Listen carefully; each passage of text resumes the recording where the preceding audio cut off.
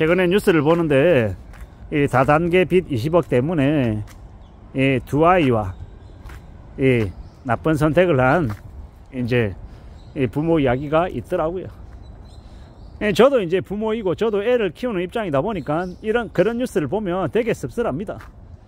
물론 그 제목만으로 모든 걸 다 추정하고 파악할 수는 없겠습니다만은 다단계 빚 20억 사기당했나?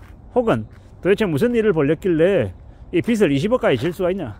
보통의 사람에게 20억은 죽을 때까지 못 갚는 빚인데 5억만 빚져도 평생을 갚을까 말까 하는 돈인데 20억이라고 하니 너무 큰 금액이다 라는 생각이 들고, 또 그래서 삶을 놔버렸구나, 또 포기했구나 라는 생각이 들기도 하고, 또 그러는 중에 이제 두 아이라고 하는 그 단어에 저는 또 눈이 꽂히는 거죠.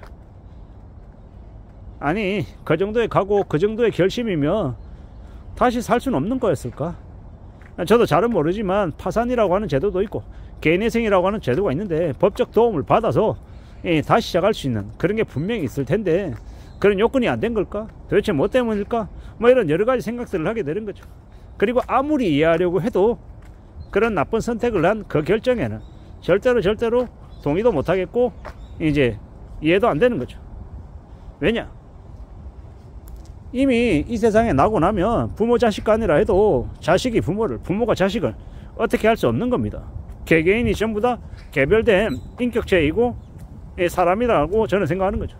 근데 어떻게 그런 결정을 하냐라는 겁니다. 최근에 본 그 이제 영화 중에 나를 구원해주지 말아주세요인가요?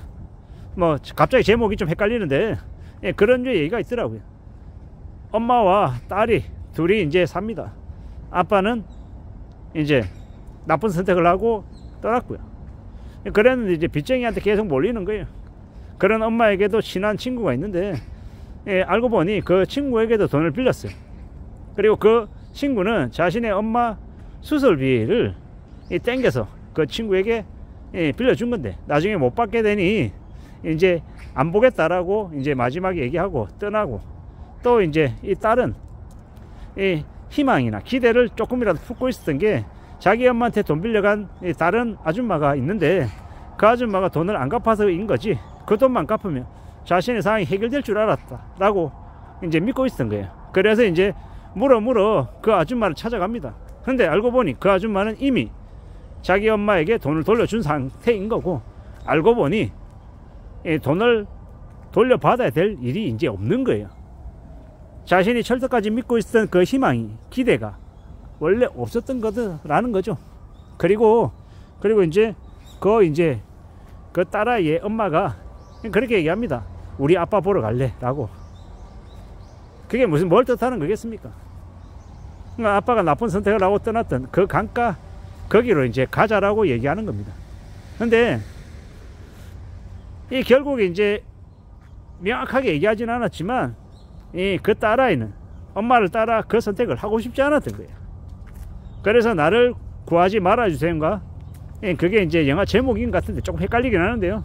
이제 자신을 구하지 말라고 얘기하지만 실제로는 자신을 구해달라는 겁니다. 그 상황에 놓여서. 영화 상황에서는 그 여학생의 그 여자의 친구가 나타나서 그 상황을 또 이제 해결해줘서 다시 마음을 고쳐먹고 살아간다, 이렇게 이제 영화상에서는 결론이 납니다. 근데 현실 세계에서는요, 과연 그런 일이 일어날까라는 생각이 드는 거죠. 그러기 어려울 것 같고, 또 우리가 생각하는 그런 나쁜 이제 결정으로, 나쁜 결말로 흘러갈 것 같다라는 생각이 들더라고요. 참 어른들이 참 너무 잔인하다, 너무 무책임하다라는 생각이 많이 들었습니다. 물론 그렇게밖에 할 수 없는 그 사람 입장에서는 이유가 있겠지만 저로서는 절대로 용납이 안 되고 또 허용돼서도 안 된다라고 생각하고 정말 나쁜 사람이라고 저는 보는 겁니다. 지금의 이제 시대가 살아가는 게 되게 힘들고 어렵고 빡세서 궁지에 내몰리는 이들이 한둘이 아니겠죠. 그렇지만 그럼에도 불구하고 포기하는 건 안 될 일이다 라고 생각합니다. 어떤 순간에 어떤 상황에 놓이더라도 절대로 포기하면 안 되고 그리고 그 포기하는 데 있어서, 그 나쁜 선택을 하는 데 있어서 누군가를 끌어들이는 것 더더욱 안 된다라고 생각합니다. 그건 범죄라고 생각합니다. 그래서는 안 된다라는 거죠. 그리고 죽을 것만 같고 하늘이 무너질 것 같고 세상이 다 끝날 것 같아도 살 길은 분명히 있습니다. 하늘이 무너졌기 때문에 솟아날 구멍을 찾으려고 하는 겁니다. 다들 누구나 다 지나온 시간들, 어느 정도 나이가 들고 보면 다들 말 못할 사정들을 다 겪고 왔더라고요. 물론 그런 아픔이 있다 그래서 다음번에 또 아픔을 안 겪는다? 그러지 않다라는 것도 너무도 잘 알고 있고요. 눈물겨운 일, 막막한 일, 겁나는 일들이 나이 든 사람에게 왜 없겠냐라는 겁니다. 그렇지만 그럼에도 불구하고 또 살아가야죠. 살아가다 보면 또 괜찮은 날도 옵니다. 저도 창피하고 부끄러운 얘기인데, 젊었던 시절에는 이제 보증금이 없어서 월세방도 구하지 못해가지고 찜질방에서 한 반년 지냈던 기억이 있고요. 최근에는 지난 한 5년 전쯤에, 한 5년 반 전쯤이죠. 이제 큰 사기를 맞아서 지금 다니고 있는 이 회사, 지금 제가 한 5년 반쯤 다니고 있는데요.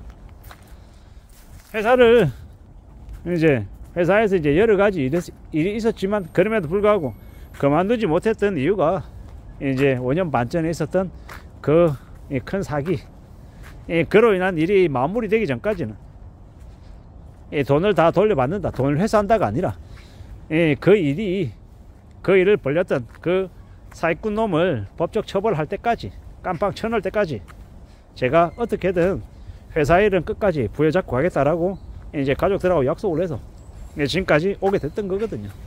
근데 지금이야 이렇게 남의 얘기처럼 하지만 그 당시에는요, 그 일이 밝혀지고 그 일이 충격으로 와닿았을 때는 진짜 안 살고 싶은 생각도 들었죠.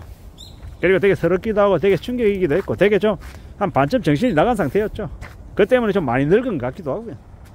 근데 그래도 참 감사하고 다행이다라고 생각하는 건 그때 나쁜 결정을 안 했다라는 거, 그게 정말 제가 잘한 일 중에 하나라고 생각합니다. 그래서 지금 살아서 이렇게 유튜브 영상도 찍고 있는 거고 이런저런 얘기도 하는 거니까 말입니다. 어느 누구에게는 별것 아닌 일이라고 생각하지만 그 당사자에게는 정말 큰 충격이고 큰 쇼크이고 감당 못할 일일 수도 분명히 있다라는 거 알고 있습니다. 근데 이유가 어떻든 간에 무슨 일이 있든 간에 절대로 그런 나쁜 선택을 해서는 안 된다라고 생각합니다. 제가 살아온 인생 안에서도 나쁜 선택을 한 사람들이 있었단 말이에요. 이 차에서 연탄 사다가 그런 일 하는 사람, 아니면 뛰어내리는 사람, 여러 종류의 사람들이 있었는데 아무리 이해를 하려 해도 이해할 수 없는 게 그들의 나쁜 선택이다 라고 저는 말씀드리고 싶습니다. 그리고 앞으로의 시대에 아마 되게 끔찍한 일도 많이 벌어질 것 같은데, 충격적인 일을 겪는 사람들은 많을 텐데, 그럼에도 불구하고 절대로 나쁜 선택을 해서는 안 된다라고 감히 말씀드리고 싶습니다. 이상입니다.